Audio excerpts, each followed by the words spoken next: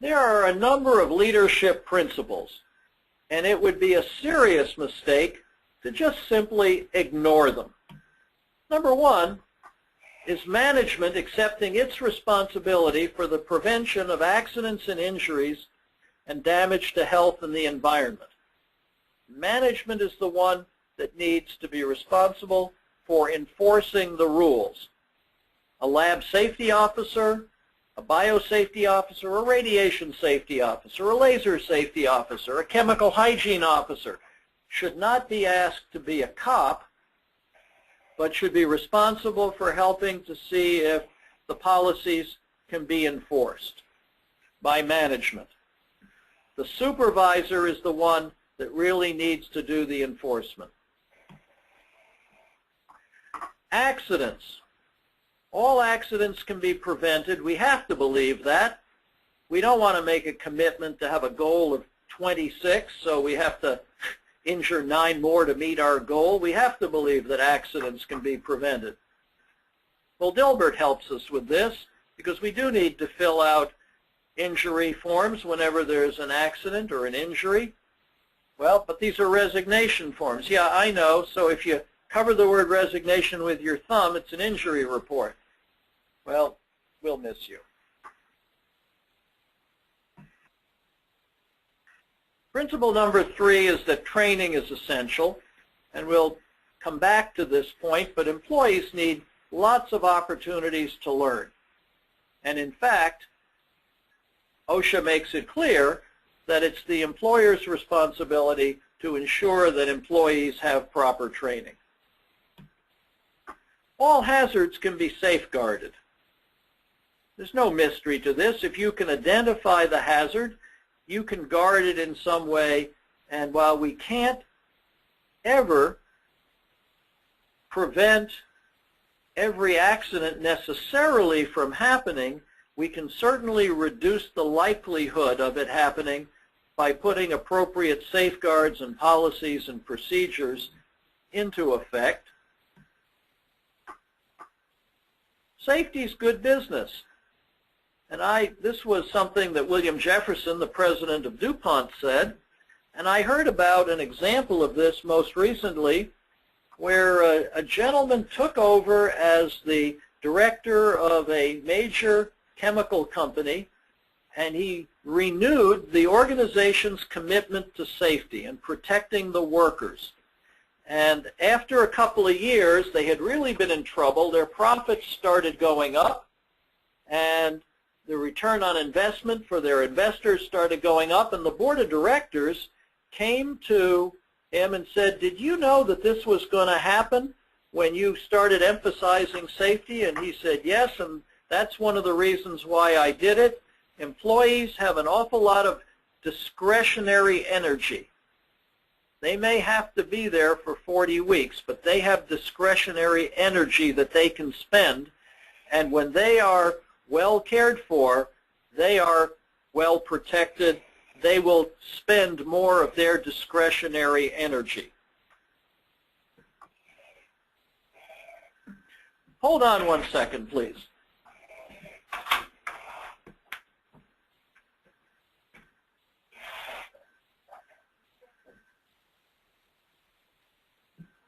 Okay, I'm back. Thanks. Number 6 is working safely is a condition of employment. This is critical. You really need to make sure that employees understand that following the rules is something that everybody is expected to do, and that there are consequences for not doing it. And you know, when you have a good policy in place with a verbal warning and a written warning and a paid decision-making leave of absence and followed by step 4 termination, you often will find that you don't even need to come close. Once employees understand that management is really serious about this, as you start down that path, it becomes pretty clear that management is determined to see that the rules are followed. training.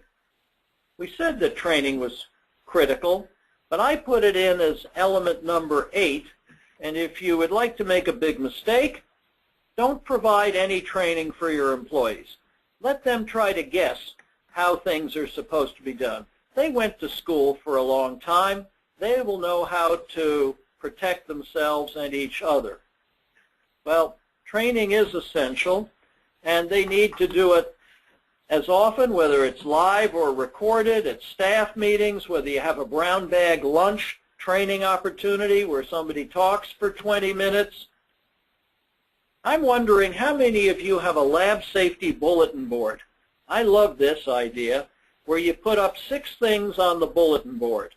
See if I can remember all 6 of them. 1 is stories about accidents.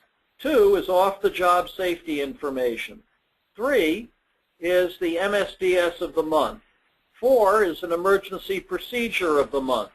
5 is a section of your lab safety manual or chemical hygiene plan. That's a reminder. And number 6, vocabulary, new words. As people are learning the vocabulary of safety, let's post new words and those definitions on the back of 3x5 cards and celebrate it every time we get 25 new words up on that bulletin board. Lots of opportunities to learn. And when it comes to putting up new words on the bulletin board, nothing works better than having the head of the department go first and say, here's a new word that I learned this week that I didn't know that applies to safety. And everybody gets the idea that it's okay to say, you know, I didn't know something. Laboratory inspections. Want to make a big mistake? Never inspect your lab. Just let things sit around and be the way they are. How about this lab? How do you like that one? That's a classic. That white thing down at the end, that is the grodiest looking lab coat. You need clean lab coats if you want to be a little bit safer. The lab coat has a rather unique coat rack down there. They're using a compressed gas cylinder as a coat rack, and in the foreground there's a rotary evaporator that's not protected and an awful lot of clutter. You know, housekeeping really counts. Here's something that's kind of fun. Here's a what not to do laboratory. Howard Spencer had this created and gave it to us. There are more than 50 things wrong with this picture. We can make this available to you as a PDF, and you can have a little contest at your place. You can ask your lab manager for $100 for a dinner for 2 for the person who can find the most things wrong with this picture. Decision of the judges, that's you, is final. Like the guy that's climbing the cabinet here, drinking out of a bottle, mouth pipetting, foot tangled in here, head unchained cylinder, and more. Lots of errors. The American Chemical Society has a publication called the Safety Audit Inspection Manual, and it's available for free at the American Chemical Society's website, acs.org, and you go to governance and committees and the Chemical Safety Committee and then their publications. So if you have trouble finding the link, send me an email and I will be happy to get you a link for this. Inspections should be done regularly, not once a year. Monthly is good, and the same way you do the rotation with the Lab Safety Committee, another group of people can do this depending on the size of your laboratory, a team of 2 or 3 in rotation, and you do it for 2 or 3 months, and in the 3rd month you prepare the report, and then the things get fixed. month after month after month, we work on identifying and fixing. And if you're in an academic institution, let's get some of your seniors involved in this so that when they graduate, they can say to a future employer, I worked on revising a safety manual, I served on a safety committee, I've done laboratory inspections, and they would be a much more attractive candidate going to work somewhere. Number 10, emergencies. You know, you want to make a big mistake, don't do anything to get ready for emergency situations. Just pretend that nothing bad is ever going to happen. When I go to the dentist one time, I see on the hygienist's wall a sign that says the 5 most dangerous words in the English language. Maybe it'll go away. And I think they were referring to gum disease and dental problems. But I thought of New Orleans and the warning that they had 4 days before from the National Weather Service and then 2 days before from the FEMA. And it didn't go away, and it was pretty bad. Well, today we don't do things the way we used to, the way we did in the old days. I'm talking about the very old days, like the Middle Ages, when barbarians would storm the castle. Well, there's the barbarians coming in. They're rolling in a wooden staircase. And the king says, what's this? Quick dunce, get the castle emergency manual, and he brings it back. What does it say? In case of stairs, use fire. Now, you all know that today we don't use stairs. We use stairs in case of fire. In case of stairs, use fire. Today, in case of fire, we use stairs. Okay, it's not that funny. What are some of the emergency situations that can happen in a laboratory? I'd like to see some of you typing into the chat window 1 or 2 words that would be a type of emergency that could happen in a laboratory. Let's see what you suggest. In your chat window, type in, please. Okay, so James, we've had a few come in. One of them is a chemical spill, fire, acid burns. Good. Spills, burns. Good. Poisoning, explosion. Okay. So we've got spills, and we've got, with only 2 L's, we've got spills, we've got burns, we've got poisoning, we have electric shock. Question for you, if you're in your lab right now and somebody was being electrocuted, would you know where to go if somebody were being shocked? Electric shock, cuts. Yeah. People are saying natural disaster. Nature giving us hurricane, giving us tsunamis and earthquakes, right? Yep. Nature, and then slips, trips, and falls. Good. Slips, trips, and falls. Power outages. Slips, trips, falls. Utility failures in general. Fire.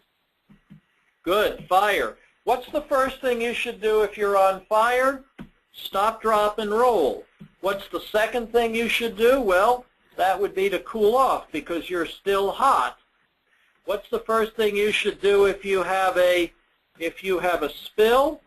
Well, want to make sure that nobody gets hurt. And if it's an emergency, you've got to get everybody out of there One of the biggest mistakes that people make when we talk about spills is they write in their safety manuals, clean up all spills immediately. That's a really bad idea because it doesn't take into account the nature of the spill. At a school in Texas, a teacher dropped a 1-pound bottle of bromine.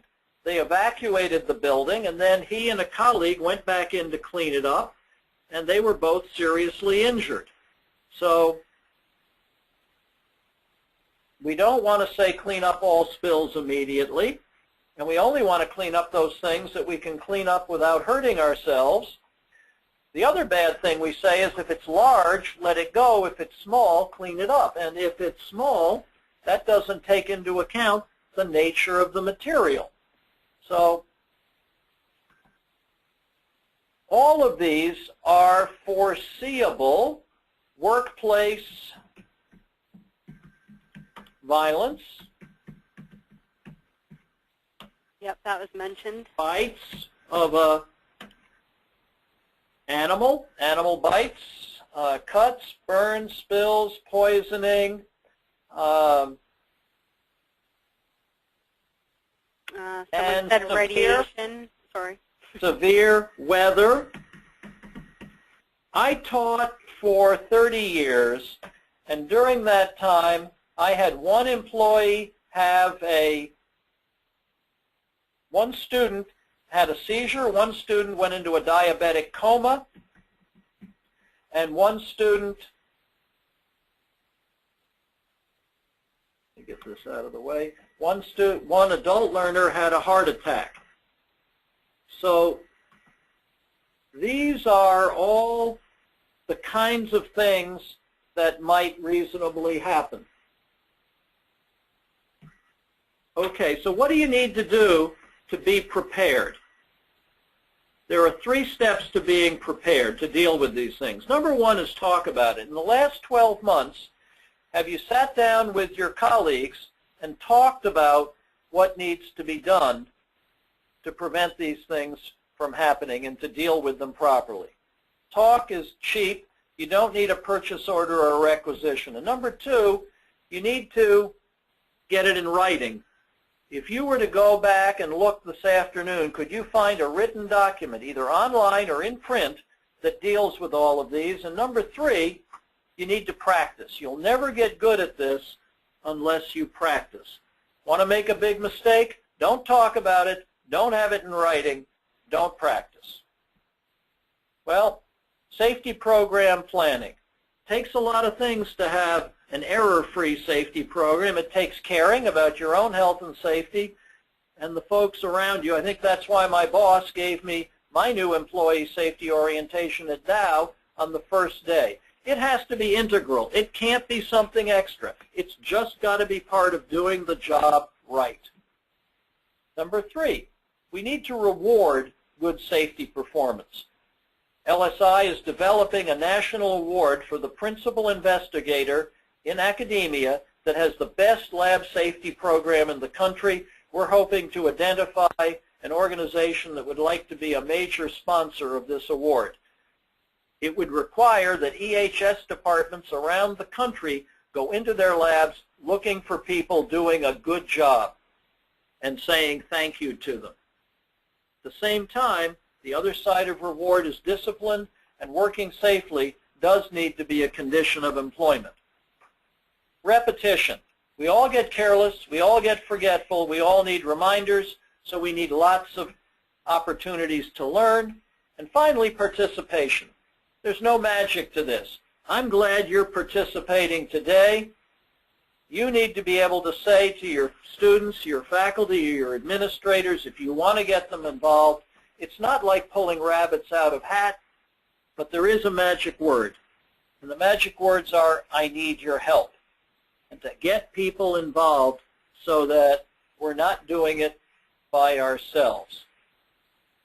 You really can make an incredible difference in your own health and safety and the health and safety of the people you care about by the time and energy that you put into this, and that's the good news. The bad news is you're never going to be done, but it's worth it because no lesson is so important and no task so urgent that we can't take time to teach, learn, and practice science safely.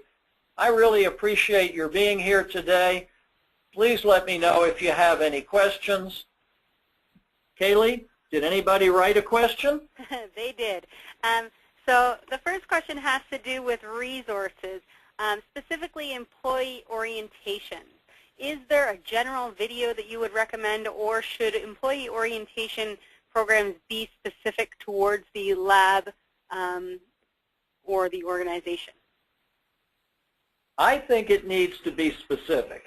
I think that the employee's immediate supervisor needs to be able to look this person, the new employee, their new supervisee, in the eye squarely and say to them, this is important here. If you're going to work with me and my group, the most important thing is going to be your health and safety, not making widgets.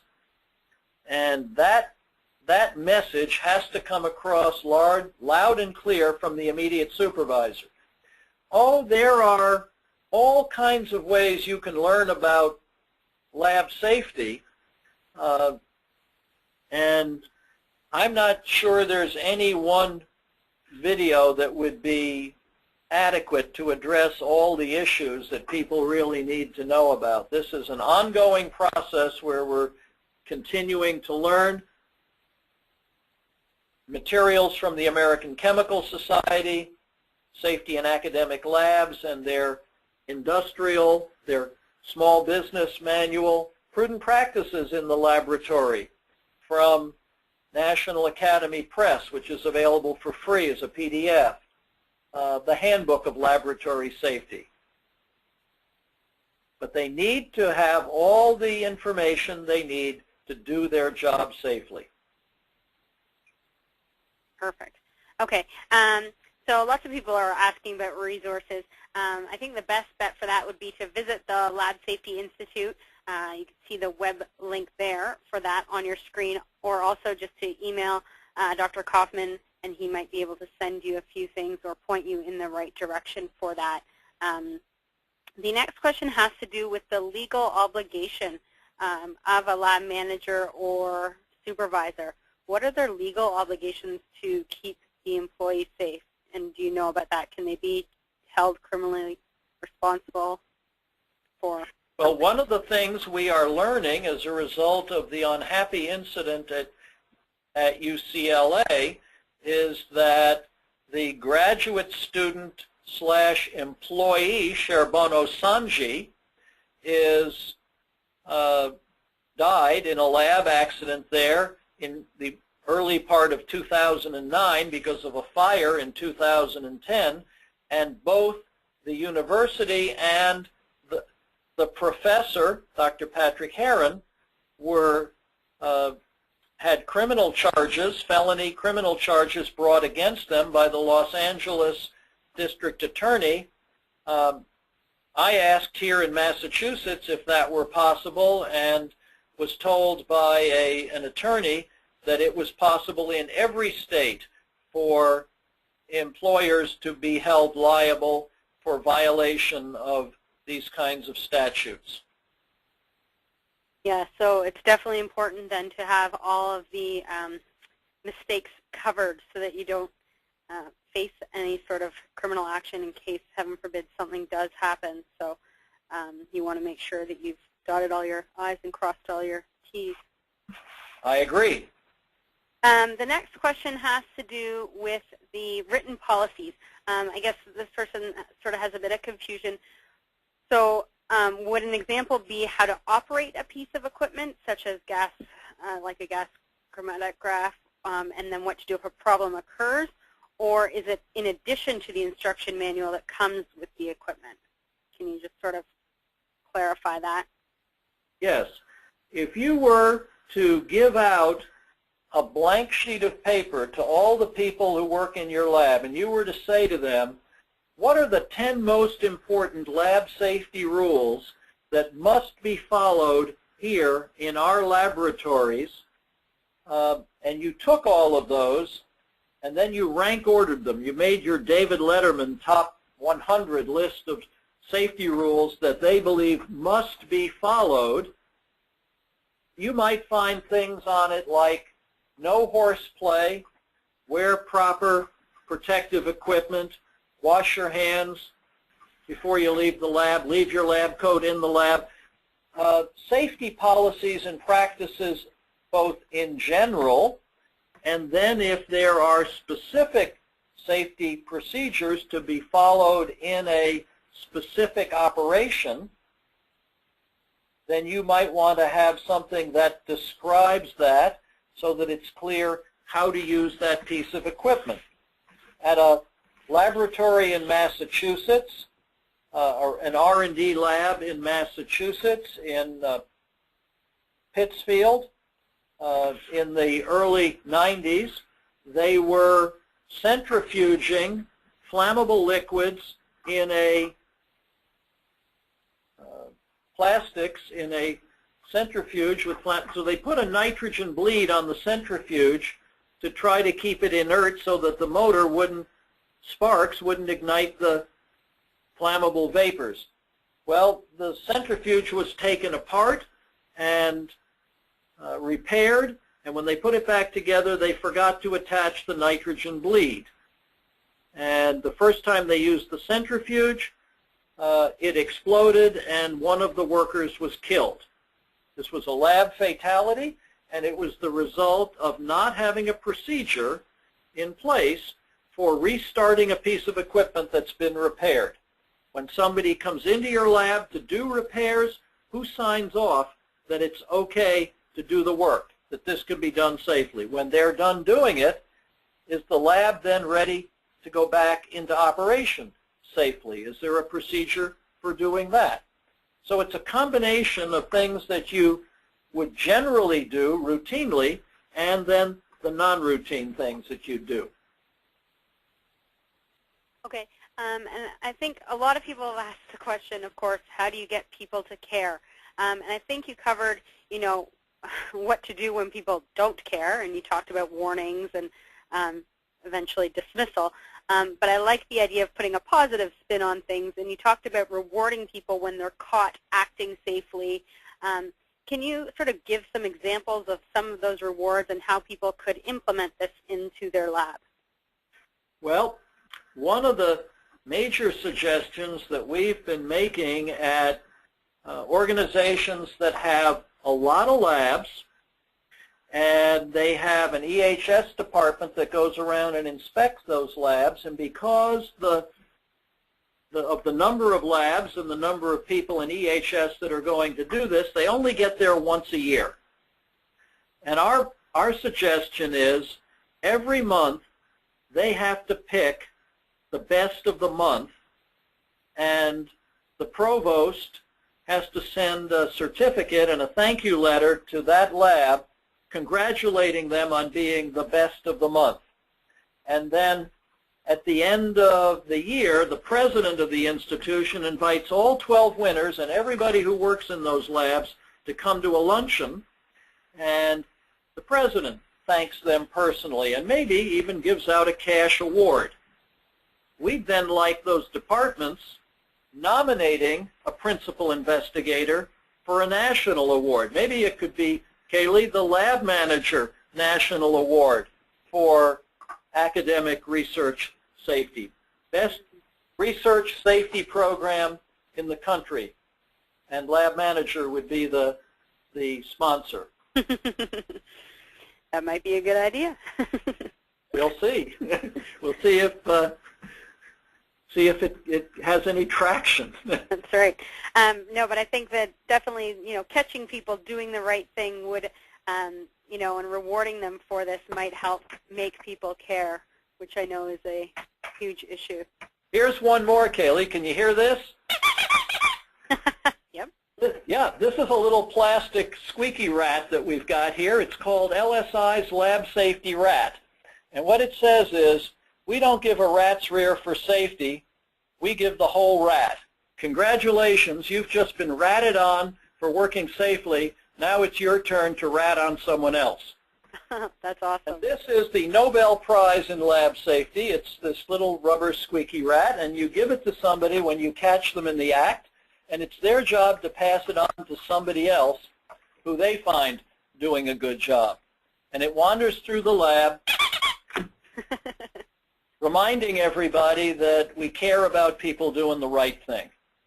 That's perfect. No, I think that's definitely important. The simplest, least expensive reward that a supervisor can give a supervisee doesn't require a purchase order or a requisition. It's just to say thank you. Yeah.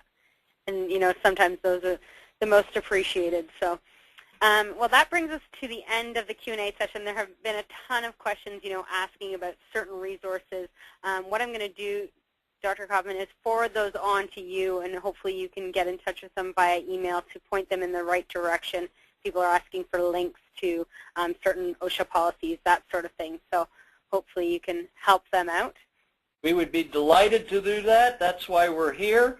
We love to answer questions, and if we're overwhelmed by the number, we'll take our time and get to all of them. I'm leaving on Thursday to go to Bangkok to talk to 150 people about lab safety, and I will still be getting email, and this will give me some fun things to do this weekend. Perfect. All right. Well, that brings us to the end of today's webinar. As I mentioned, if we didn't get to your question during the Q&A session, please be assured that I will be forwarding your questions to Dr. Kaufman, and he will get in touch with you shortly, as he has a busy schedule, so be patient if you don't hear from him right away. Also, please consider visiting the Lab Safety Institute. The website is there on your screen. You can find resources there, which is great, and so you may be able to discover your answer just by going to that site. We would like to remind you that this is an ongoing educational webinar series. If you have any suggestions for this series, please do not hesitate to contact myself or anyone here at Lab Manager. I would like to thank you all for taking time of your busy schedule to join us today, and hope you can join us again next time. Thank you and goodbye.